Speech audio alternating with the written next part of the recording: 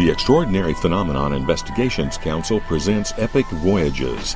Come join us as we enter and experience the great mysteries of the world with tonight's host, John Cappello.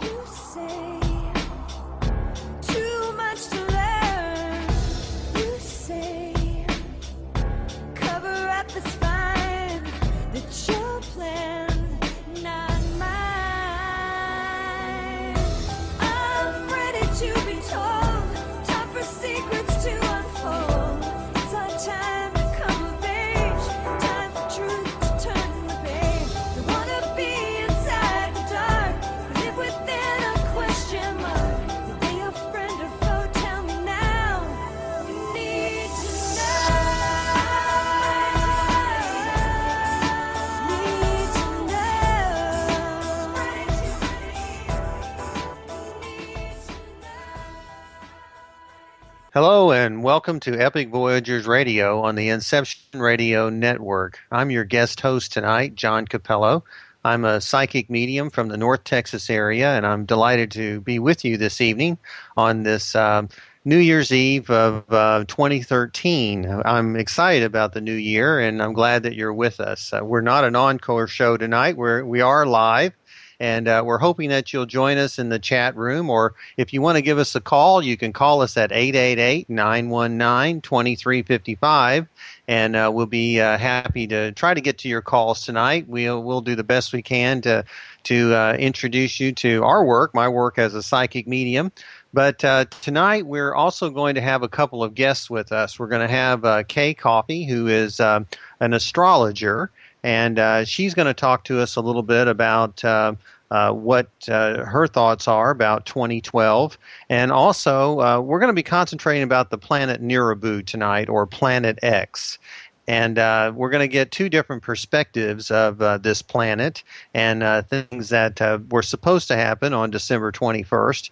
And so we're delighted to have Kaye Coffey join us, and also our cosmic counselor, Bob Dahdaleh. Bob is very much involved in the ascension and the aspects of 2012, and I thought he would be a good guest for us tonight because there are so many things out there that were supposed to happen, and we're going to have Bob explain them to us from the different points of view that are out there about this phenomena, about the planet Nibiru, and about what was supposed to happen on December 21st.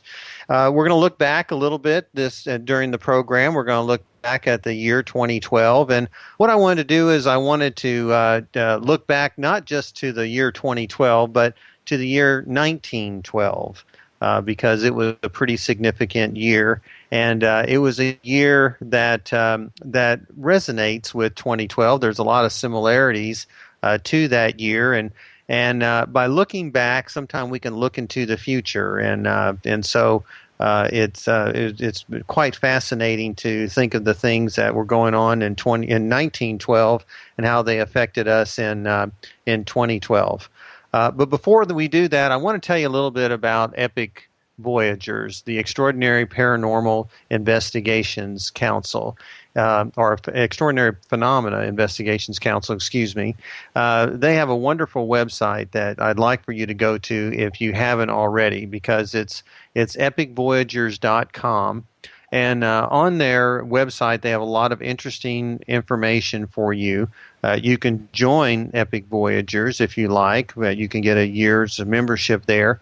But you can also do things like report an event. If you see a paranormal event or a UFO sighting, we want to know. We'd like to know. We'd like to investigate that. We'd like to hear from you about what your experiences are. It would be fascinating for us to do that. We enjoy those things. That's what we do. So please go to our website and take a look at what we have to offer. In addition to that, sign our guest book. We have a guest book on the website, and our founder is Ken Cherry. Ken has been in this business for quite a long time, and very, very nice person, and he has some wonderful events that he puts on for all of the members. So be sure to check the website periodically to find out what events Epic Voyagers is having so that you can participate in them. In addition to that, Epic has a YouTube channel. And our YouTube channel is very popular. We have almost 250,000 hits, and it's just fabulous. So there's a lot of interesting videos there that you can take a look at, and we hope that you'll become a subscriber to the YouTube channel because it is something we're quite proud of, and it's something that we are trying to develop even more content for, so that you can stay up to date on the latest paranormal and UFO information. So I hope that you'll do that and continue to be a listener of our program here on the Inception Radio Network. I'm delighted to be with you tonight.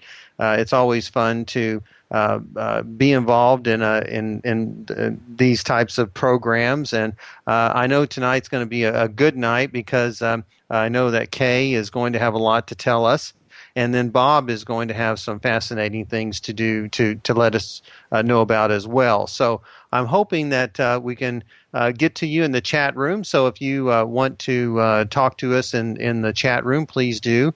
Kaye has already joined the conversation, so I'm looking forward to hearing your comments. Now, tonight's program is really entitled "We're Still Here, Now What?" And one of the things that was said about the year 2012 was that it was going to be the end of time. Well, the Mayans didn't say that. The Mayans believed that things ran in cycles, and they had different cycles. They had they had more than one calendar.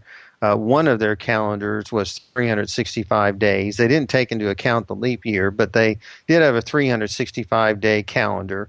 It was broken up into 18 20-day segments, and then they had 5 days there that were for catastrophes and turmoil. And then they had another calendar that they called the long calendar, and the long calendar basically was set up for a 52-year cycle. And if you've heard me speak before, you know that I've told you that every 52 years the Mayans would like to break all their dishes, and they'd like to just get rid of all of their material possessions and start all over again. It's just one of their little rituals, a cultural thing. And what they did was they accentuated that by going to a 520-year cycle or 5,200-year cycle. Some people say 5125, something like that. But we're at the end of a 5,200-year cycle, or we were on December 21st. And so we have a new page, a new beginning. And in a lot of ways, if you want to look at it from a metaphysical perspective, that it's a pretty neat thing to think of, getting a clean start, a fresh start. And all things old are gone and past, and so now we have a clean slate. We have an opportunity to start over, an opportunity to do things differently than what we had in the past, and that's what the Mayan perspective was. Now the Mayans believed in a sense that the world had ended already 3 or 4 times before this particular event occurred. Now the Mayans are still around. They're just not in their big cities. They don't have their empire the way that they had at one time. They're not the warriors they once were. If you look back, you kind of wonder why in the world the Mayans abandoned their cities. Well, there is probably a lot of reasons for that. Some people say that they ascended. Some people say that their brothers, their star brothers, came and got them and picked them up and took them away. Others would say that the cities became too difficult to manage. There was a lot of incest in the cities with the ruling class. Some cannibalism was prevalent. The warrior class came in and they destroyed a lot of things. Some people felt that if you killed a person of the royal family, it would bring you good fortune, and so there were a lot of reasons why people fled the cities if they did do so. Part of it was that the lack of water. It was more and more difficult to provide water to large groups of people.